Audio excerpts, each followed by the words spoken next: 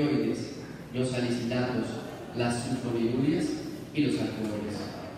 Una de las prácticas que también nosotros observamos muy arraigada dentro de la comunidad es cuando los niños tienen fiebre, las madres les hacen baños o limpiezas con alcohol, generando no solo el empeoramiento de los síntomas, sino cuadros de acidosis metabólica severa, alteración del estado de conciencia, lo que llevan a generar un error en el diagnóstico o a pensar si el paciente está con ese deterioro por el cuadro clínico previo o hasta dónde su deterioro corresponde a esa práctica de la aplicación de alcohol en la piel.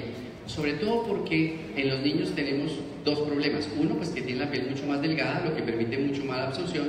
Dos, se salta el mecanismo de primer paso gástrico, lo que hace que ese alcohol pase completamente a la circulación sanguínea y haga un efecto logrando concentraciones altas. ¿Qué hacer cuando yo sospecho un paciente intoxicado?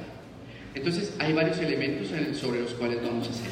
Primero es, como todo paciente que llega a un servicio de urgencias, hacer una reanimación cardio-cerebropulmonar, hacer el ABC de la reanimación. Luego vamos a proceder a hacer una historia clínica completa.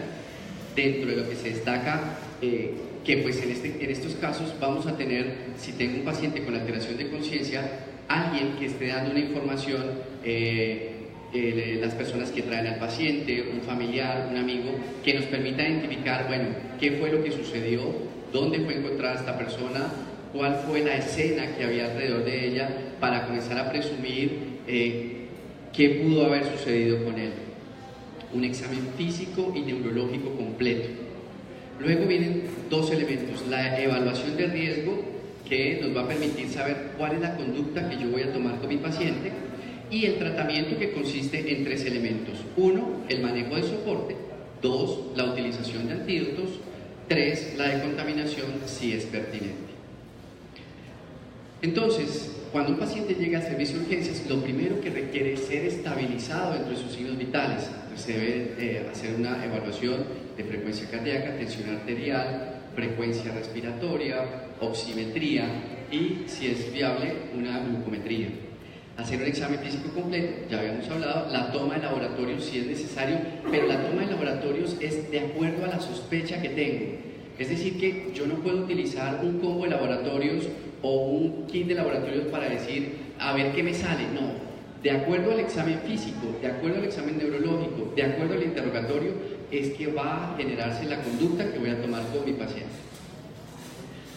Es importante ver también que estos pacientes con frecuencia van cambiando en el tiempo, y ese paciente que yo vi 2 horas antes, seguramente que si por ejemplo estaba bajo efecto de antidepresivos tricíclicos, su estado de conciencia ya no es el mismo, o si estaba bajo efecto de calcioantagonistas, su estado cardiovascular no es el mismo.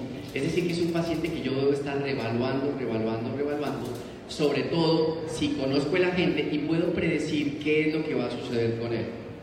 Luego de la estabilización, debo pensar en 2 exámenes rápidos. Uno, el electrocardiograma, para ver si lo que estoy viendo en el paciente se correlaciona con alguna arritmia o algún patrón, por ejemplo, un ensanchamiento de QRS, que me llevaría a pensar a mí en intoxicación, por ejemplo, por antidepresivos tricíclicos, cocaína o alguna otra sustancia que tenga bloqueo sobre canales de sodio. Y un test de glucometría para descartar la hipoglicemia como uno de los elementos de un paciente con alteración de conciencia de origen desconocido. Si el paciente ha tomado algún tipo de medicación cardiotóxica, si la clínica me indica que el paciente pudo haberla tomado, pues el electrocardiograma es ideal, sobre todo para determinar intoxicaciones como antidepresivos tricíclicos, buscando, como les decía, bloqueo de canales de sodio, evidenciado con un QRS ensanchado, digoxina. Ya pues, conocemos todos los elementos que puede tener la digoxina dentro del electrocardiograma, los calcioantagonistas, los betabloqueadores y otro tipo de antiarrítmicos.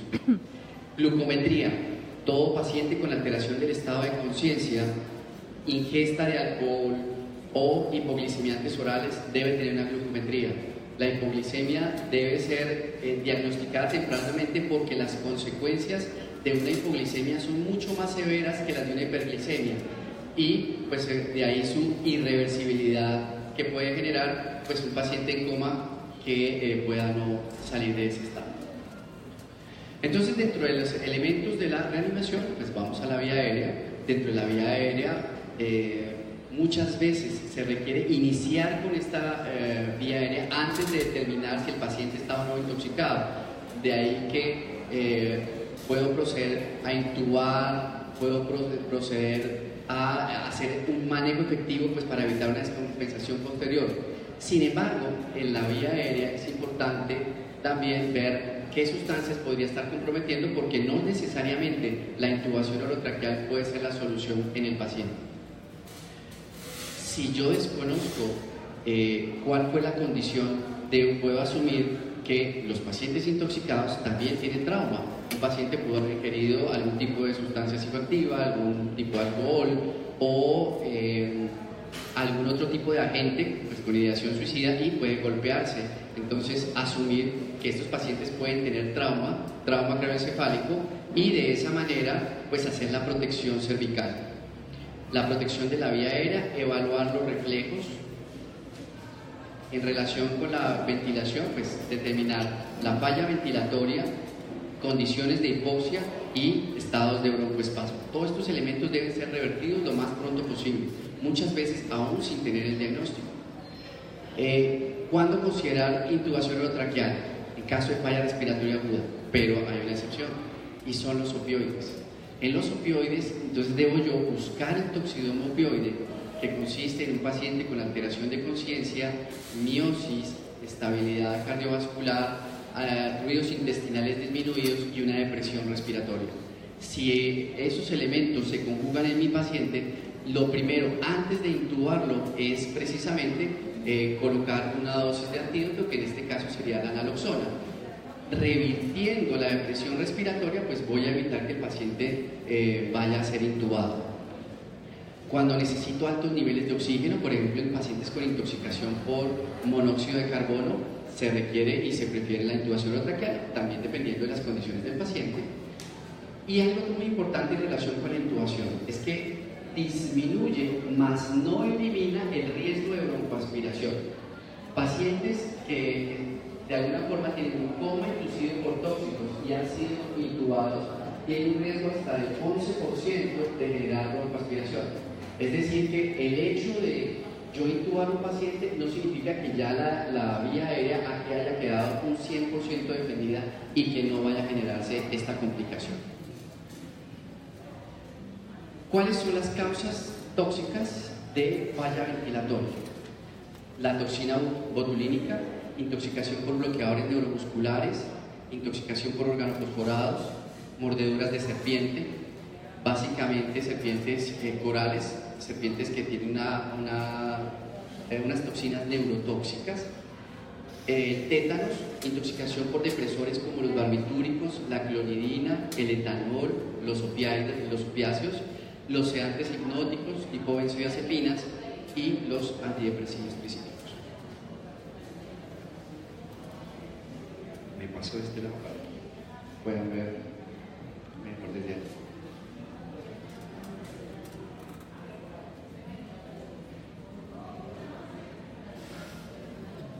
Bueno, otros elementos, porque desde aquí lo estamos viendo desde el punto de vista tóxico, pero no solamente son las únicas causas, por lo que debo tener una visión mucho más global, mucho más abierta a lo que está sucediendo con mi paciente.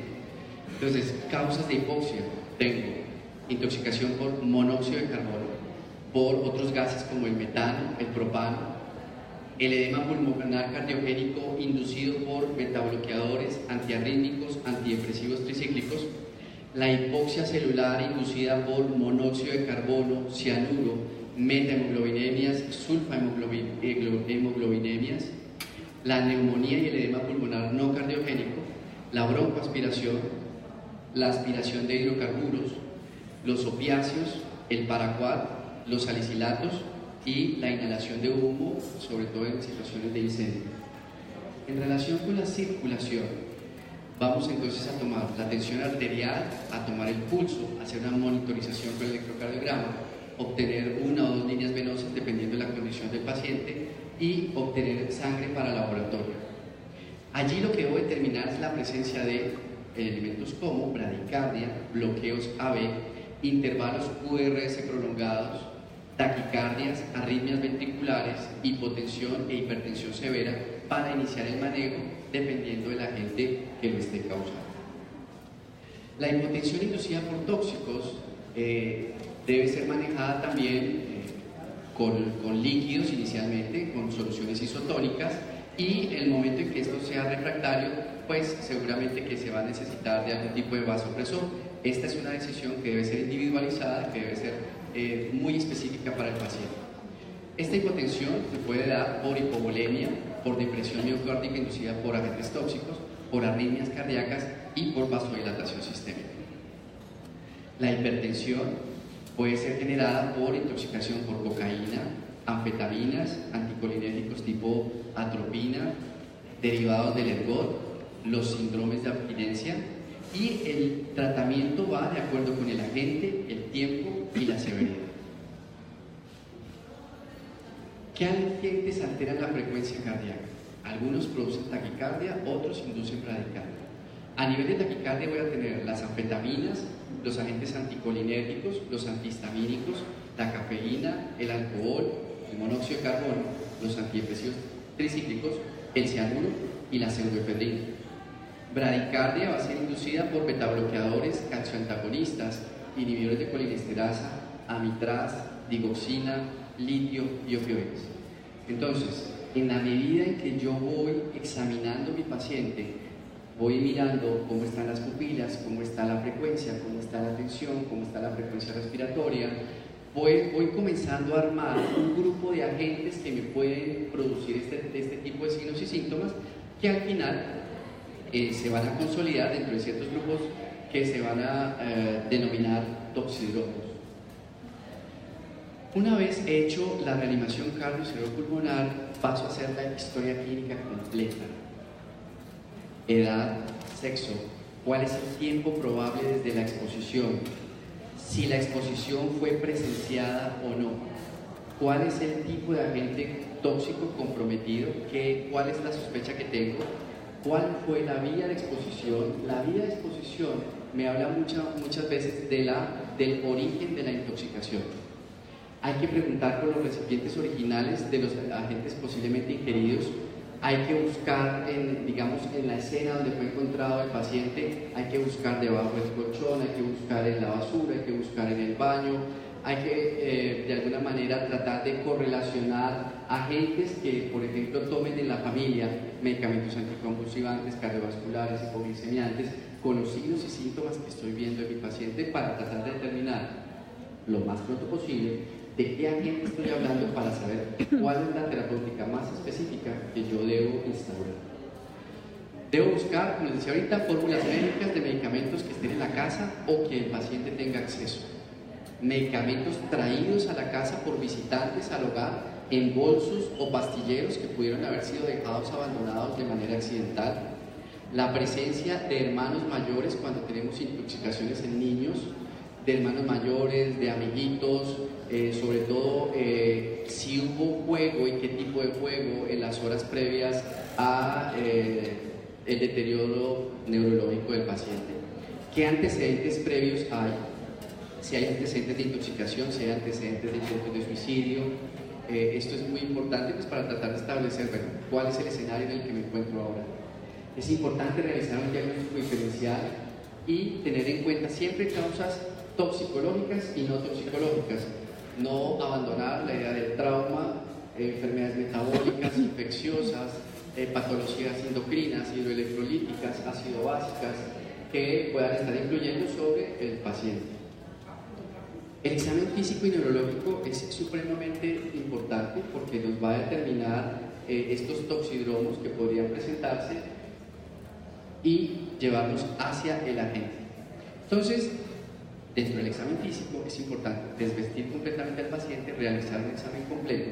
Si el paciente ha tenido una exposición por vía dérmica, por ejemplo, de un pesticida, la ropa no debe ser retirada, sino que la ropa debe ser cortada, porque si ustedes la retiran subiendo la ropa van a contaminar el cuello, la cabeza y van a aumentar el área de exposición. En ese orden de ideas, lo más importante allí es cortar la ropa para contener y para no seguir aumentando esta exposición que genere un deterioro más importante del paciente. El aliento del paciente es un aliento alcohólico, hay algunos agentes tóxicos que pueden producir cierto olor, algunos pesticidas, los hidrocarburos, el cianuro que va a producir, algunos describen el olor a almendras amargas.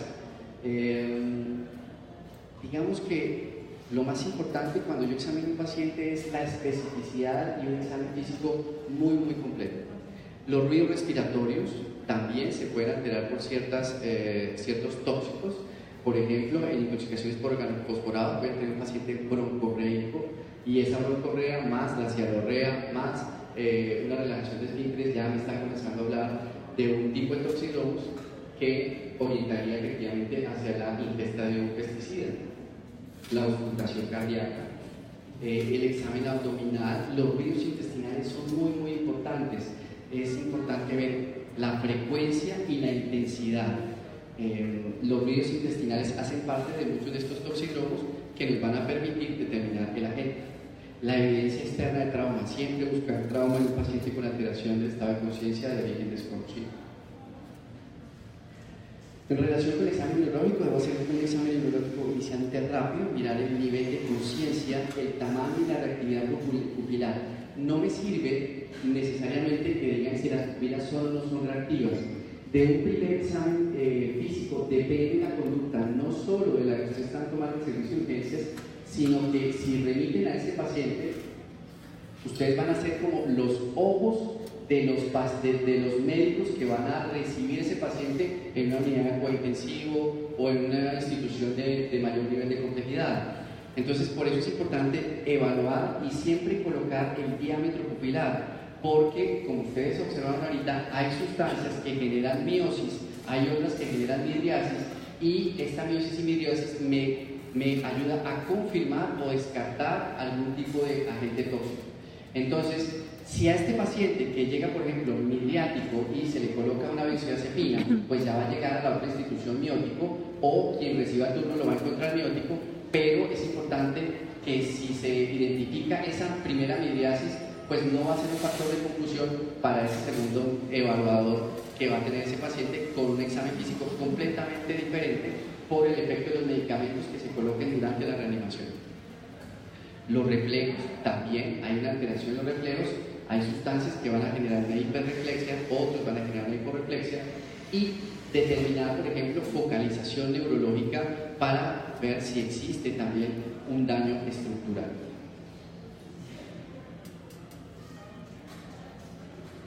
Hay algunos agentes que me van a generar alteración en el estado de conciencia. Entonces, la alteración del estado de conciencia puede llevar hacia la agitación psicomotora. Entonces, ya veíamos la cocaína, las anfetaminas, la cafeína, los inhibidores de la MAO, la teofilina, los antipsicóticos, antihistamínicos, antidepresivos tricíclicos, hormonas tiroideas y atropina van a generar un estado de agitación. Un estado de delirio y confusión se puede dar en síndromes de abstinencia, en intoxicación por anticolinérgicos, antihistamínicos, en pacientes intoxicados por monóxido de carbono, litio, metales pesados, salicilatos y el cloruro de metileno. Por otro lado, hay otros agentes que van a generar una depresión del estado de conciencia. Entonces tenemos los antidepresivos, los antipsicóticos, los organofosforados, el amitrasa, el fluoracetato de sodio, la pirocarpina, los alcoholes y el tolueno. Barbitúricos, benzodiazepinas, opioides, cianuro, litio, salicilatos, hipoglicemiantes orales, monóxido de carbono e hidrocarburos. Digamos que ¿por qué hacemos énfasis en todo esto? Paciente intoxicado no significa salir corriendo por una sonda nasogástrica para ponerse un lavado gástrico y colocarle carbono activo al paciente. Eso no es toxicología, eso no es una buena evaluación del paciente. Una buena evaluación del paciente implica examinarlo bien, ejercer un ejercicio de pensamiento, pensar qué estoy viendo, pensar qué me están diciendo para pensar qué voy a hacer. No es hacer para después pensar, sino pensar para después hacer. Por eso, digamos, la importancia de todo lo que estoy planteando, porque todos estos agentes tienen que estar en mi cabeza cada vez que yo voy examinando cada sistema de mi paciente, cada signo vital, porque de ello depende cuál va a ser la conducta que voy a tomar. Agentes que afectan la temperatura. A los pacientes hay que tomarles temperatura, porque hay sustancias como las anfetaminas, los anticolinérgicos, los antihistamínicos, la cocaína, los antidepresivos tricíclicos, el LSD, las fenotiacinas y los salicilatos que van a generar una hipertermia. Por el contrario, yo espero una hipotermia en pacientes intoxicados por alcoholes, barbitúricos, hipoglicemiantes, opioides, fenotiacinas y litio. Ya veíamos cómo era importante el tamaño pupilar, o sea, pueden ser o no reactivas, pero me interesa es si son o no están mióticas, si están o no están midriáticas. La miosis es producida por inhibidores de colinesterasa, el amitraz, la clonidina, los opioides, la pilocarpina y las fenotiacinas, entre, digamos, los más frecuentes. La midriasis, cocaína, anfetaminas, anticolinérgicos, antidepresivos tricíclicos, inhibidores del AMAO y antihistamínicos. ¿Qué agentes me pueden inducir convulsiones? Los organoclorados como el tiodal, los inhibidores de colinesterasa, el monóxido de carbono, los antidepresivos, las anfetaminas, la cocaína, la isoniazida, la lidocaína, el metanol, el litio, los hipoglicemiantes orales, el propanolol, los síndromes de abstinencia y la estricnina. Muchas de estas sustancias, vean cómo se repiten en cada diapositiva. Entonces, un paciente con una agitación psicomotora que pueda convulsionar, que esté midriático, taquicárdico, hipertenso, una opción sería cocaína. Sustancias simpático-miméticas como las anfetaminas. Después de toda esta evaluación neurológica, examen físico, pues voy a algo que se llama los toxidromos, que son una constelación, un grupo de signos y síntomas que se observan luego de una exposición a determinados agentes tóxicos por efectos sobre un receptor específico y sus órganos blancos. Entonces, estos toxidromos me van a relacionar cambios en los signos vitales como la tensión arterial, el pulso, la frecuencia, la temperatura. De ahí la importancia en hacer una muy buena evaluación, porque si yo no hago una buena evaluación, pues se altera el toxidromo y se altera la posibilidad de determinar qué es lo que está sucediendo con el paciente. Entonces, cambios en los signos vitales, manifestaciones clínicas en el sistema nervioso central como alteraciones en el estado mental, en el tamaño pupilar, en los ruidos intestinales. Y en los ruidos intestinales es importante decir, ¿están aumentados? ¿Están disminuidos? La diaforesis que se puede presentar en un paciente, la salivación, la retención urinaria. Todos estos elementos van a configurar lo que llamamos los toxidromos. ¿Cuáles son los toxidromos más frecuentes? Entonces tenemos el colinérgico, que es ya uniendo todo lo que hemos trabajado hasta ahora, tiene un paciente con salivación, lagrimeo, emesis, bradicardia, fasciculaciones, confusión, miosis, diarrea, me va a plantear la posibilidad primera de una intoxicación por organofosforados y carbamatos. El más frecuente de nosotros, el campeón. Ese es el campeón. Y este es el que más voy a observar, sobre todo en intentos de suicidio dentro de nuestra área. Por otro lado, el cuadro anticolinérgico se caracteriza por piel seca, hipertermia, midriasis, taquicardia, delirium, distensión vesical, arritmias cardíacas. ¿Qué me produce eso? La atropina, la escopolamina, como los dos, digamos, más frecuentes e importantes. Vamos al narcótico, que es el opioide. Entonces, en el opioide tengo miosis, depresión respiratoria, depresión del sistema nervioso central, ruidos intestinales disminuidos y un paciente estable hemodinámicamente. Entonces, un paciente muy comprometido entre el sistema nervioso central, tan comprometido que hace una depresión respiratoria y miótico. Allí, entonces, puedo sospechar intoxicación por opioides o barbitúricos. El sedante hipnótico, que se caracteriza por una depresión del estado de conciencia, a veces depresión respiratoria no tan frecuente como el narcótico, hiporreflexia y midriasis. Aquí tengo las benzodiazepinas y los análogos de benzodiazepinas.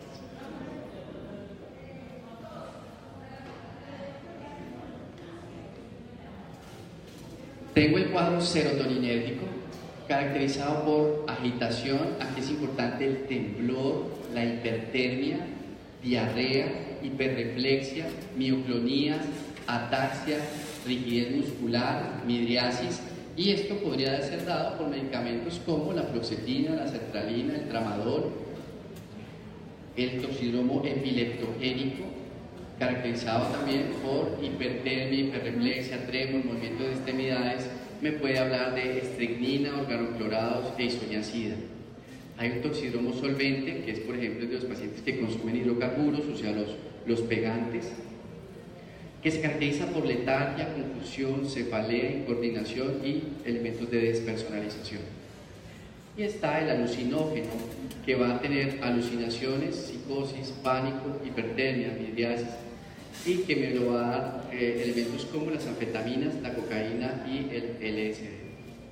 Entonces, por eso es tan importante ver cada sistema, cada órgano, para yo poder armar esto y de alguna manera determinar cuál es el agente. Entonces voy de la clínica hacia la agente. Entonces, si tengo un paciente con alteración del estado de conciencia, vamos a ver qué algoritmo podríamos utilizar. Entonces, ya habíamos visto la evaluación del ABC, inmovilización cervical en sospecha de trauma. Si hay hipoglicemia, administrar inmediatamente dextrosa, es decir, allí debo hacer un pare y a comenzar a manejar algo que, como digo, puede llegar a ser reversible, como una hipoglicemia. Si aquí, encuentro un toxidromo, pues básicamente el toxidromo opioide, que con la administración de naloxona ustedes van a revertir rápidamente la depresión respiratoria. En relación con la naloxona, a mí lo que me interesa es que el paciente vuelva a asumir su centro respiratorio. A mí no me interesa despertar, me interesa que él comience a respirar. Es decir, el criterio para colocar naloxona es un paciente con un toxidromo opioide que tenga una frecuencia respiratoria por debajo de 10. Por debajo de 10 arranco a colocar naloxona. ¿Hasta dónde lo llevo? Lo llevo a colocarle bolos que me permitan una frecuencia respiratoria entre 14 y 16. Cuando llego ahí paro. No me interesa algo más. ¿Por qué? Lo que yo quiero evitar es un síndrome de abstinencia. Entonces, yo no puedo generar una intoxicación para detener otra intoxicación, sino que mi objetivo acá es llevar a que el paciente logre una estabilidad hemodinámica, una estabilidad respiratoria, y que él pueda de alguna manera asumir su centro respiratorio y poco a poco irá despertando. Calcular la escala de Glasgow, hacer la toma de la glucometría, mirar el tamaño pupilar y la reactividad. Ya veíamos la anamnesis con un informante, el examen físico detallado, la determinación de los toxidromos. De acuerdo a los toxidromos, ver si es oportuno tomar un laboratorio clínico, gases arteriales, electrocardiograma, placa de tórax. Obviamente, dependiendo de lo que encuentre acá, si el diagnóstico no es claro o hay una evidencia clínica de lesión neurológica estructural aguda, me voy a tomar un TAC cerebral. Si hay un diagnóstico o una sospecha clínica con base en todo esto, que se trata de una patología metabólica, infecciosa, endocrina, electrolítica, tóxica, psiquiátrica o trauma, pues, el tratamiento es la causa básica. El trauma se maneja acá, inicialmente determinando la severidad del trauma. Luego voy a hacer el manejo de soporte, incluidas las medidas de cuidado crítico, y puedo iniciar la terapia específica si hay confirmación de un diagnóstico o hay una fuerte sospecha, se realizaría un tratamiento empírico. Luego entonces viene el diagnóstico, pero en el diagnóstico, digamos que lo corriente es que se coloque una intoxicación exógena que no me dice absolutamente nada, porque es que no existen las intoxicaciones endógenas. Una intoxicación exógena es una redundancia. Cuando uno está intoxicado es porque es un agente exógeno. Entonces, lo más importante allí es, si yo tengo claro todo lo anterior y he logrado acercarme a un diagnóstico, el diagnóstico en toxicología lleva estos 3 elementos. El primero es el origen potencial de la intoxicación. Entonces, las intoxicaciones, de acuerdo a su origen, pueden ser voluntarias, accidentales, ocupacionales, ambientales, iatrogénicas, delincuenciales o desconocidas, si no aplica para ninguno de estos otros elementos anteriores. Después de ello viene cuál es el agente causal. Si tengo el agente, pues coloco el agente específico; si no, entonces miro si pertenece a algún tipo de grupo. Entonces puedo colocar una intoxicación por medicamentos, por pesticidas, hidrocarburos, por toxinas, por cáusticos, por gases, por alcoholes, entre otros. Y finalizo mi diagnóstico colocando una intoxicación leve, moderada o severa, de acuerdo a la severidad que yo vaya evaluando. Entonces, si tengo un paciente que llega por un intento de suicidio con un antidepresivo tricíclico, tengo un paciente con una intoxicación voluntaria por depresores del sistema nervioso central tipo antidepresivo leve, moderado o severo. Si es un niño que accidentalmente se toma un acetaminofén, mi diagnóstico es una intoxicación accidental por acetaminofén leve, moderado o severo. Y eso, pues, en una entrega de turno es muy claro. Si a usted le hablan de una intoxicación delincuencial por depresores del sistema nervioso central, le están diciendo que esta persona que está con alteración de conciencia fue robada, fue sujeto de algún tipo de delito, ¿cierto? Pero si a mí me dicen que este paciente tiene una intoxicación exógena y que el otro paciente también tiene una intoxicación exógena, no están diciendo absolutamente nada. Y seguramente, pues, que no sabemos hacia dónde va el tratamiento. Teniendo todo esto claro y llegando a nuestro diagnóstico, vamos a lo que se llama la evaluación de riesgo. Se entiende por evaluación de riesgo el proceso de pensamiento a través del cual el médico intenta predecir el curso probable clínico y las potenciales complicaciones para un paciente en una situación particular. La situación particular de esta noche es la intoxicación.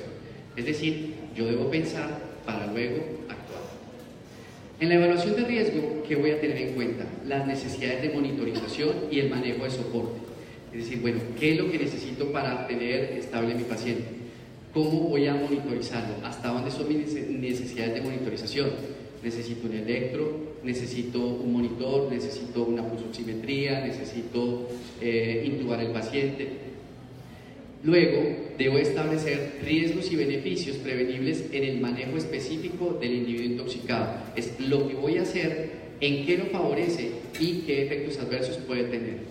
Y en este sentido, tengo este criterio para utilizar en técnicas para prevenir la absorción, la administración de antídotos y técnicas para promover la eliminación. La evaluación de riesgo entonces me implica la evaluación de qué sustancia fue y a qué dosis fue ingerida, cuál es el tiempo transcurrido desde la ingestión, cuál es la condición clínica que en este momento tengo en mi paciente y qué va a suceder con él en las próximas 6 horas, y cuáles son los factores individuales del paciente. Estoy hablando de un niño, un adulto mayor, una mujer embarazada, porque eso, pues, me va a cambiar mi procedimiento.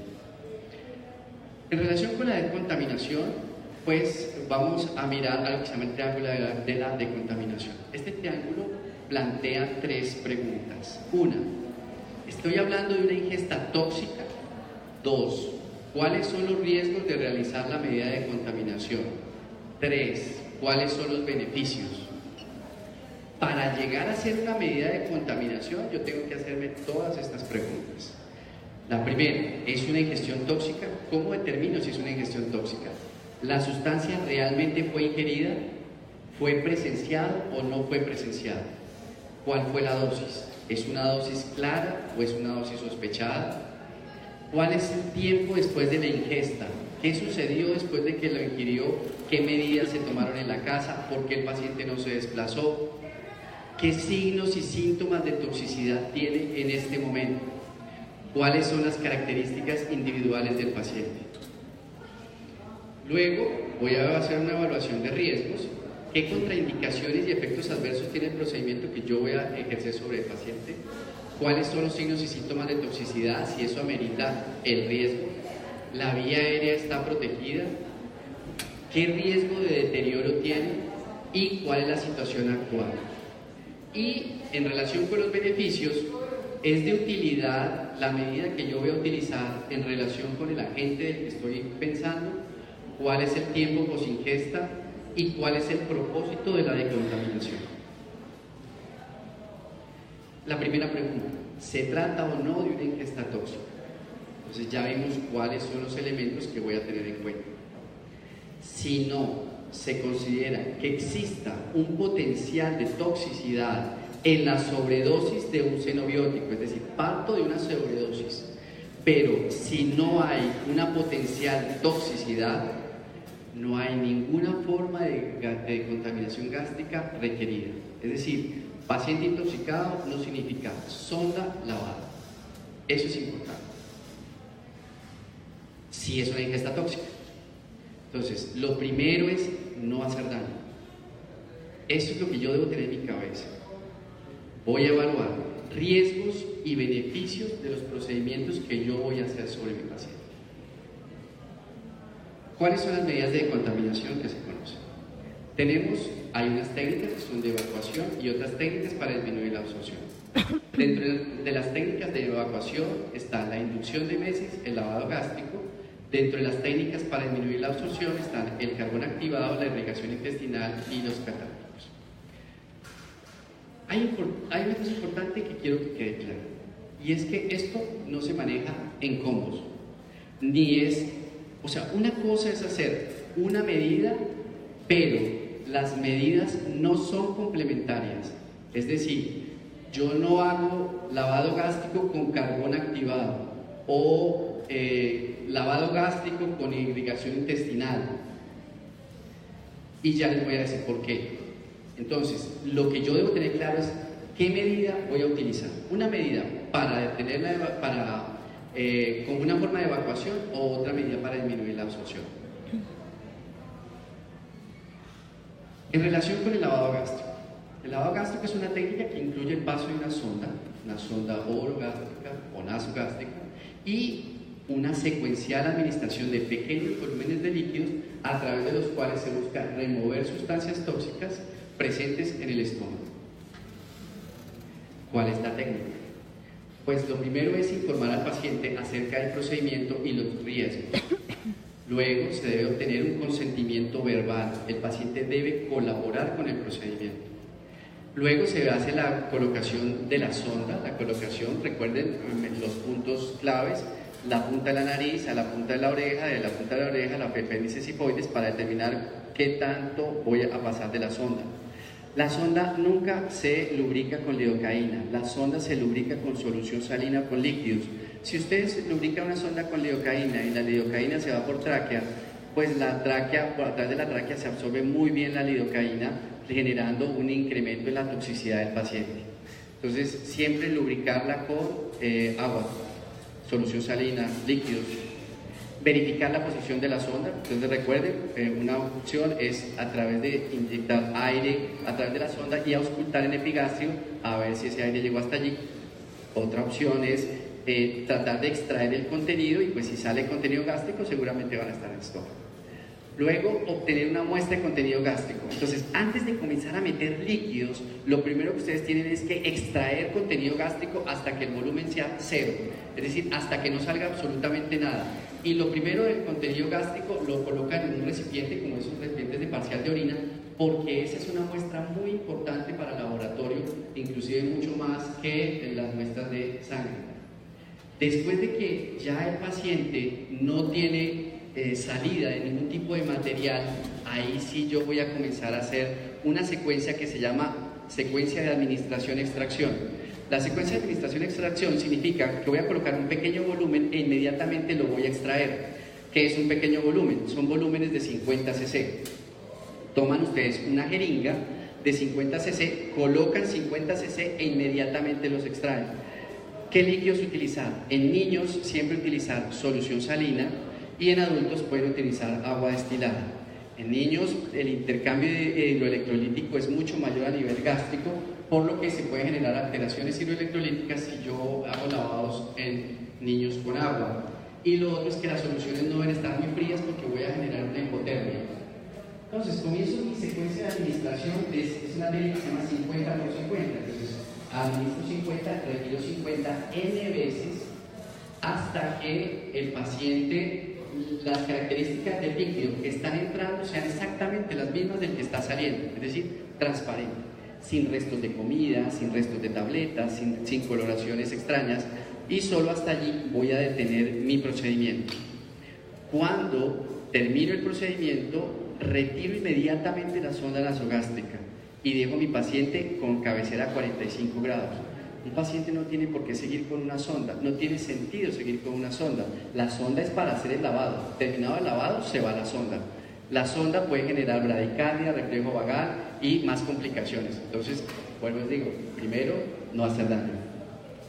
Finalizan realizando una nota de procedimiento. Quiere decir que en la historia clínica debe quedar consignado cada uno de los pasos de los que estamos hablando acá.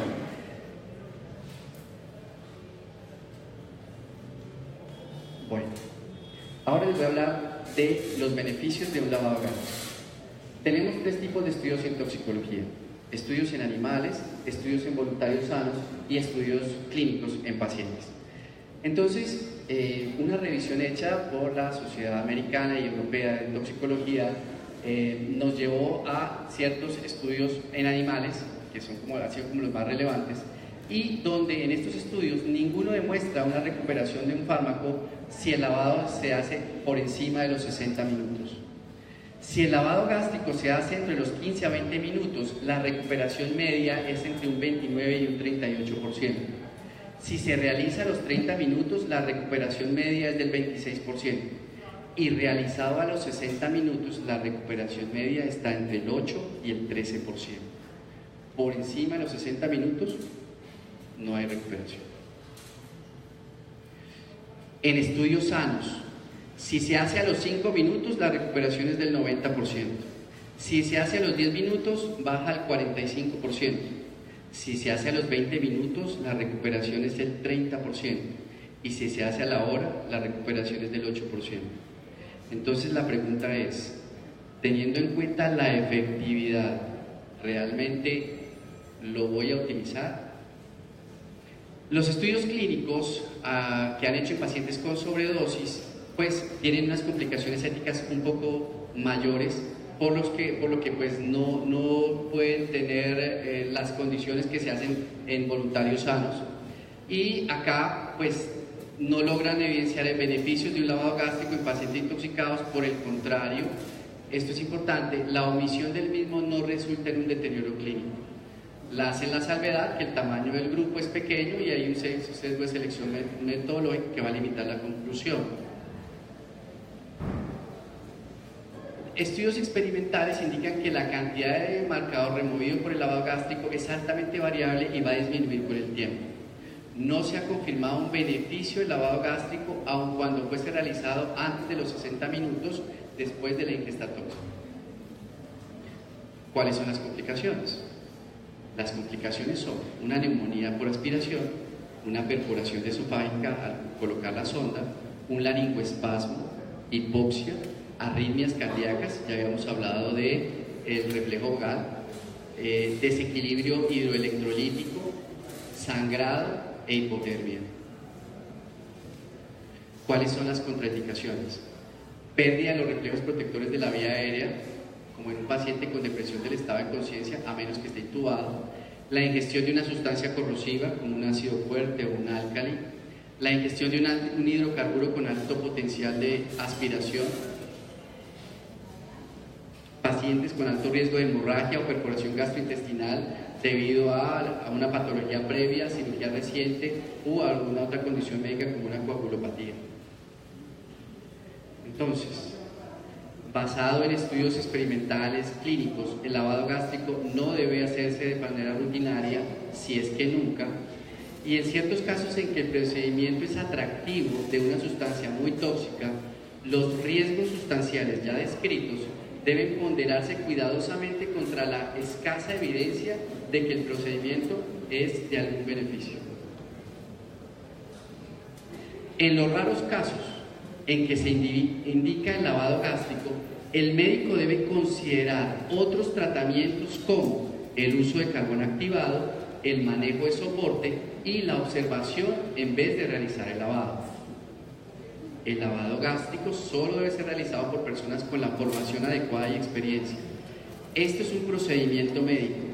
El que usted se lo delegue a una enfermera o a un auxiliar no está delegando la responsabilidad. Usted está asumiendo la responsabilidad de lo que el otro está haciendo.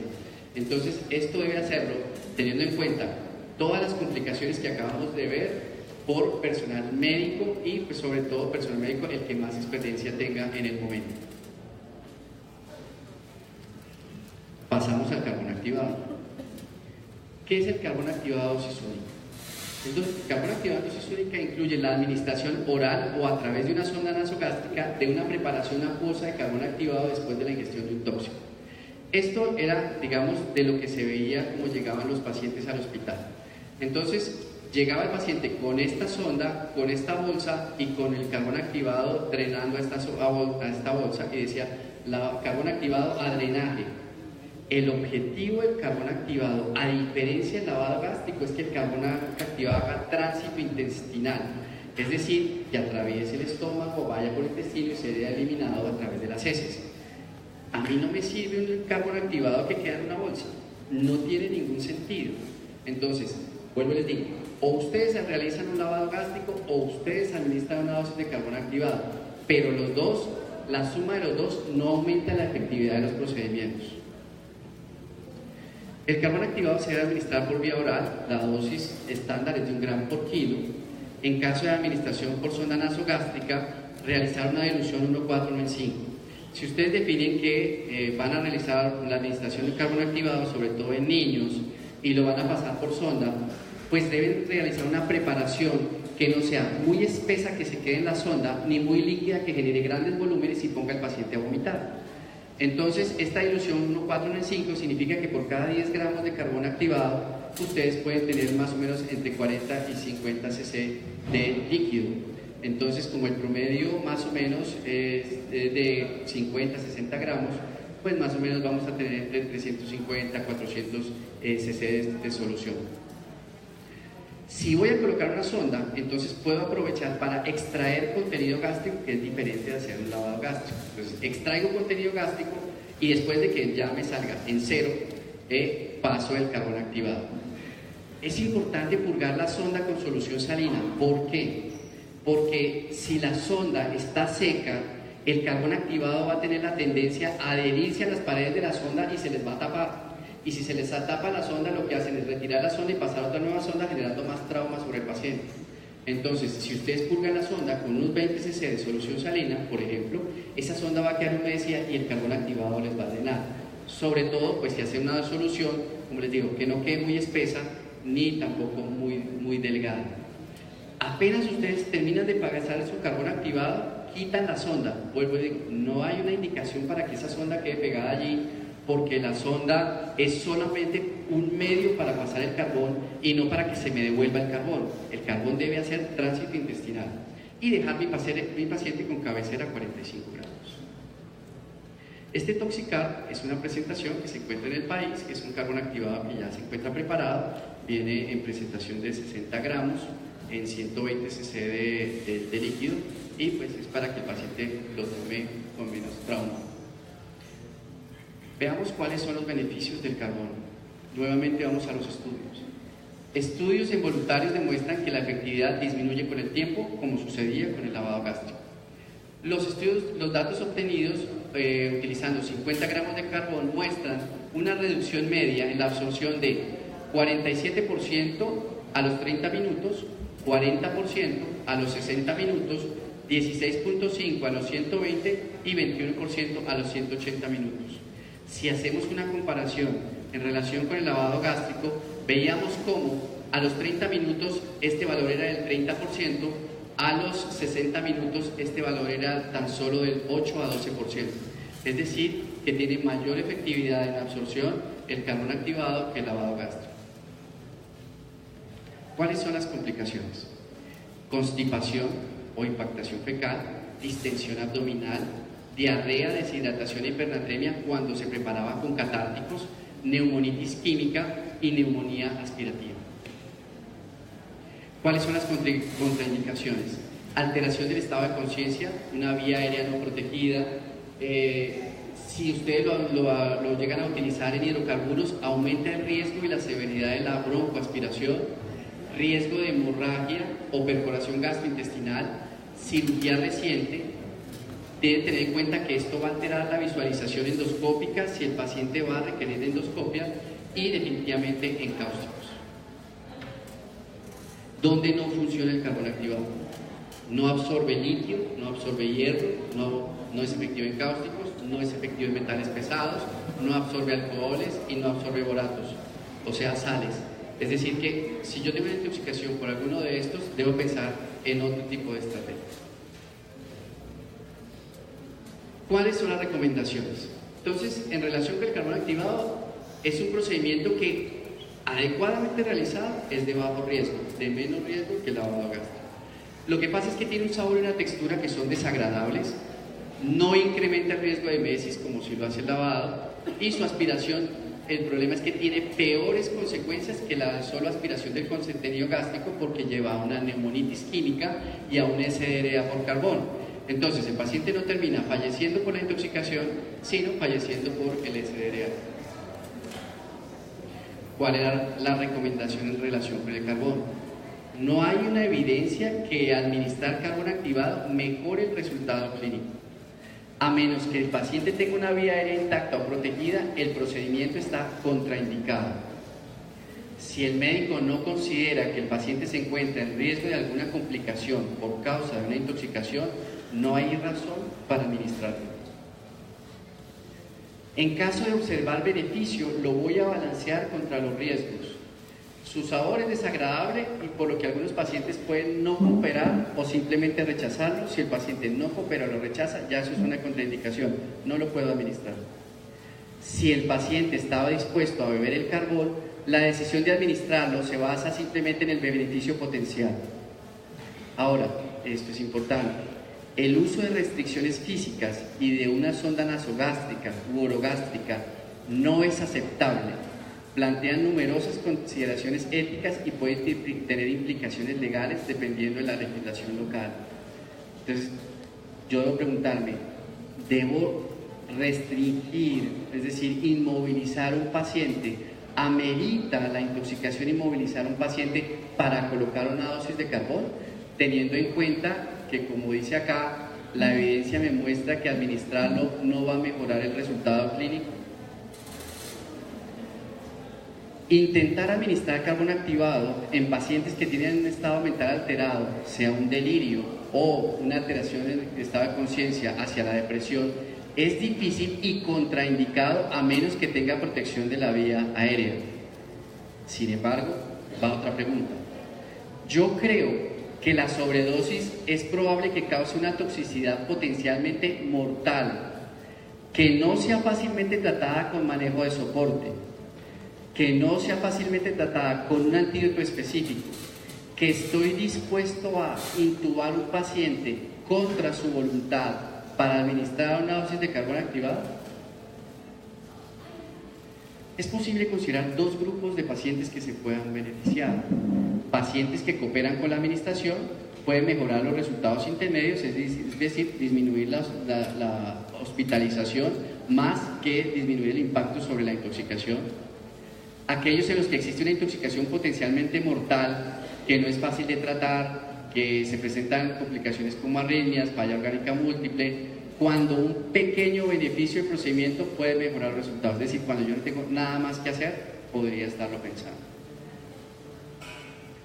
Entonces, basados en estudios en voluntarios, la administración de carbón activado puede ser considerada si el paciente llega, si ha ingerido una sustancia potencialmente tóxica de un xenobiótico, que se sepa que es absorbido por el carbón activado, hasta una hora luego de su exposición, aunque, como vimos en los estudios, su potencial beneficio no puede ser excluido del todo pasado ese tiempo.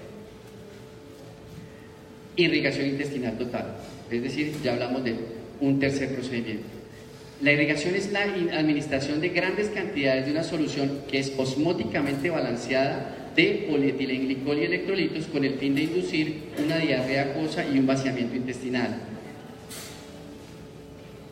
El procedimiento tiene el potencial de reducir la absorción de agentes tóxicos a través de la decontaminación de todo el tracto intestinal al expulsar todo el contenido intraluminal. Vemos aquí el Contumax, el PET. Esta concentración de polietilenglicol y electrolitos no causa una absorción neta ni una secreción de iones, por lo que no va a producir cambios significativos en el equilibrio de agua y electrolitos. ¿Eso qué quiere decir? Que yo no debo estarle haciendo seguimiento al paciente con electrolitos diarios a ver si hay algún tipo de descompensación, porque realmente es un procedimiento muy seguro y que pues básicamente puede tolerarse 48, 72 horas dependiendo de la patología del paciente. El líquido se administra mejor a través de una sonda nasogástrica.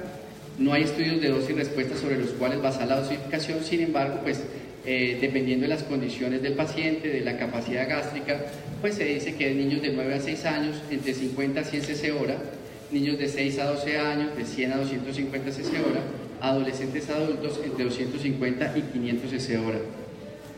Se debe continuar al menos hasta que el efluente rectal esté despejado.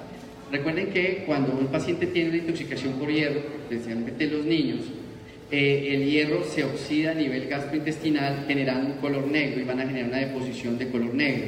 Esto me lleva a que cuando yo hago mi irrigación intestinal, la deposición final del paciente tiene que ser clara. Mientras la deposición siga negra, yo sigo administrando el paciente porque el producto al paciente, porque eso significa que sigue oxidándose hierro y este hierro se sigue absorbiendo, generando mayores concentraciones séricas y mayores potenciales complicaciones. En pacientes, por ejemplo, en los body packers, en las pacientes que se llaman mulas, que transportan drogas ilícitas, es el régimen, digamos, ideal para la eliminación de este tipo de sustancias.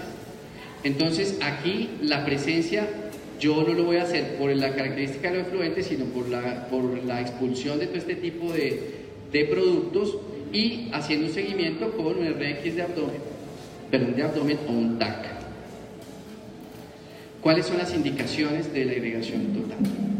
1. Ingestiones potencialmente tóxicas de medicamentos con cubierta entérica o liberación sostenida, particularmente aquellos que llegan pasadas 2 horas después de ingerir el medicamento. Pacientes que han ingerido una dosis tóxica de hierro, litio, potasio, que cursan con alta morbilidad y ante la falta de otras opciones potencialmente efectivas para decontaminación gastrointestinal. Y en los pacientes para remover paquetes ingeridos de drogas ilícitas, los conocidos body packers. ¿Cuáles son las complicaciones? Náuseas, vómito, dolor abdominal, distensión. ¿Cuáles son las contraindicaciones? Obstrucción intestinal, perforación intestinal, hemorragia gastrointestinal, ilio, una vía aérea comprometida, una vía aérea no protegida, inestabilidad hemodinámica o un vómito intratable e incontrolable. Finalmente, 2 elementos. 1. La inducción de mesis no tiene ningún sentido porque genera mayor riesgo de broncoaspiración y complicaciones para el paciente. Por otro lado, los catárticos. Basados en estudios clínicos y experimentales, no existen indicaciones para el uso de catárticos en el manejo del paciente intoxicado. No hay ninguna indicación para utilizar un catártico. Lo que generan son complicaciones como deshidratación, alteraciones hidroelectrolíticas y no van a mejorar la efectividad del carbón activado, por ejemplo. Entonces, ya viendo este tipo de medidas, puedo ver otras para aumentar la eliminación. Una puede ser la manipulación urinaria del pH, como se hace en los pacientes intoxicados por ASA, donde se colocan soluciones de bicarbonato para incrementar un poco el pH y servir como una trampa iónica y eliminarlo más rápidamente. La hemodiálisis, teniendo en cuenta las propiedades del producto en relación con su volumen de distribución, unión a proteínas, peso molecular y la hidrosolubilidad. La hemoperfusión, la diálisis peritoneal, la hemofiltración y el carbón activado en dosis repetidas. Voy hacia los laboratorios. Como les digo, uno le va a pedir todos los laboratorios al paciente. Debo hacerme varias preguntas. ¿Qué sustancias se sospechan a partir del toxidromos y de la historia clínica que yo he obtenido? ¿Estas sustancias que yo estoy sospechando son cuantificables o son detectables? ¿Cuál es la disponibilidad de técnica? Es decir, yo tengo el recurso técnico para hacer estas mediciones. ¿Cuál es la sensibilidad y la especificidad de la prueba? ¿Qué sustancias de reacción cruzada? ¿Cuáles son los falsos positivos y los falsos negativos que me puede generar? ¿Existe un test de monitorización? Y si este test me va a modificar la conducta. Es decir, ¿para qué me sirve el laboratorio?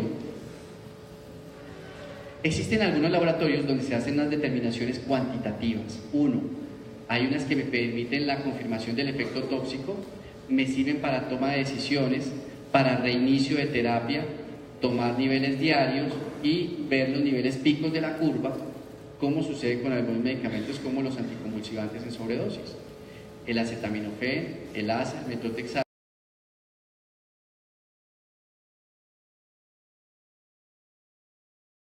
Me indica realmente qué es lo que está sucediendo con el paciente en relación con el agente. Acidosis metabólica de daño en GAP elevado. Entonces es importante tomar unos gases arteriales para determinar acidosis metabólica, que cuando es de daño en GAP elevado me puede hablar de estas sustancias: monóxido de carbono, nitrocruciato, tazona, metanol, etilenglicol, formaldehído, sulfuro de hidrógeno, hierro, isoniazida, metformina, nitrocruciato, salicilatos, terbutalina, tolueno, verapamilo, amitraz y fluoracetato, entre otros. Existen unas técnicas que son técnicas de inmunoensayo, que son utilizadas como pruebas rápidas en servicios de urgencias para determinación de drogas. Entonces estas pruebas son como esos test de embarazo, que con una muestra de orina en 2-5 minutos ustedes ya tienen una respuesta en relación con si existen positivos o negativos con sustancias como cocaína, cannabinoides, anfetaminas, benzodiazepinas, barbitúricos, fenilciclina, opiáceos y antidepresivos. Sin embargo, pues como ustedes ven, esto tiene unos falsos positivos, unos falsos negativos, y pues estas pruebas realmente no son efectivas en urgencias, porque el hecho de que me salga positiva no significa necesariamente que esto sea la causa de la alteración de conciencia del paciente. Si, por ejemplo, estas pruebas, si mide una cocaína, la cocaína puede ser positiva hasta 72 horas después del último consumo, si es un consumo agudo. Si es un paciente con un consumidor pesado de cocaína, puede durar hasta una semana. Si son cannabinoides, esta muestra me detecta hasta una semana en consumidor ocasional, hasta un mes en consumidor pesado. Si son anfetaminas, benzodiazepinas, me va a detectar hasta 48 horas en consumidor ocasional y hasta una semana en consumidor pesado. Es decir, que el hecho de que me salga una prueba positiva no me dice que eso fue hace unos minutos o hace unas horas, sino que hace 72 horas, hace una semana, hace un mes, dependiendo de la prueba, el paciente estuvo expuesto. No me dice nada más. Y eso, en un paciente con una urgencia, no me sirve. Ojo con el abuso sexual facilitado por drogas. En estos pacientes se deben pedir depresores del sistema nervioso central, benzodiazepinas, fenotiazinas, antidepresivos, anfetaminas, metanfetaminas, alcohol y cannabinoides para buscar personas que han sido colocadas en incapacidad de resistir. Finalmente, ¿cuáles son los criterios de UCI? Es decir, tengo mi paciente, lo tengo estabilizado, tengo el diagnóstico. ¿Cuáles son los criterios que me van a decir, bueno, este paciente va para una unidad de cuidado intensivo? Depresión respiratoria, convulsiones, arritmias cardíacas, presión sistólica por debajo de 80, una escala de Glasgow menor de 12, requerimientos de terapia extracorpórea, una acidosis metabólica progresiva, edema pulmonar inducido por drogas, un accidente ofídico moderado severo y requerimientos de antiveneno. Bueno, básicamente este es como todo el enfoque que se debe tener en cuenta al momento de evaluar un paciente intoxicado, desde el momento en que yo lo recibo hasta el momento en que voy a definir hacia dónde se va mi paciente, con qué herramientas cuento, si necesito remitirlo a un nivel superior, si necesito llevarlo a una unidad de cuidado intensivo o si tan solo el paciente necesita un manejo de soporte. Muchísimas gracias. Muchas gracias.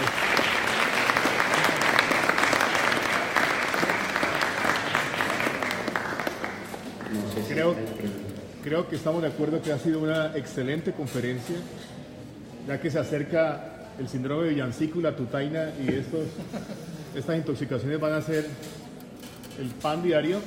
Abrimos preguntas del auditorio para aprovechar la experiencia. Doctor Manzano.